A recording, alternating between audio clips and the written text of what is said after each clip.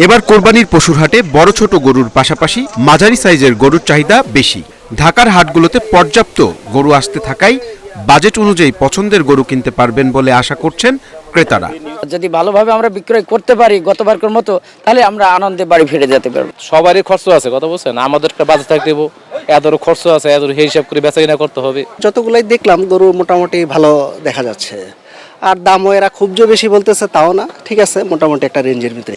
রোববার সকালে উত্তরার দিয়াবাড়ি হাট পরিদর্শন করে প্রাণী সম্পদ মন্ত্রী জানান, ভারতীয় গরু নয়, দেশীয় গরুর মাধ্যমেই কোরবানির পশুর চাহিদা মেটানো সম্ভব।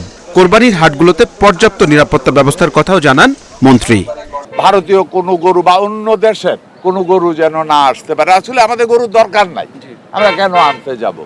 তারপরেও যদি কিছু এসে থাকে এটা দুর্ভাগ্যজনক হবে এবং কষ্টদায়ক হবে। হাটে যে কোনো অপ্রীতিকর ঘটনা এড়াতে 2000 স্বেচ্ছাসেবকের পাশাপাশি সাদা পোশাকে হাটের নিরাপত্তায় থাকবে আইন শৃঙ্খলা বাহিনী। আইন শৃঙ্খলা বাহিনী যথেষ্ট পরিমাণ তাদের নিরাপত্তার চাদরে আমাদের হাটটা ঘেরাও করে রেখেছে। কোনো দুষ্কৃতিকারী কোনো ধরনের টাকা দাবি করে তাহলে সেটা আপনারা আমাদেরকে জানাবেন, আমরা সাথে সাথে ব্যবস্থা গ্রহণ করব।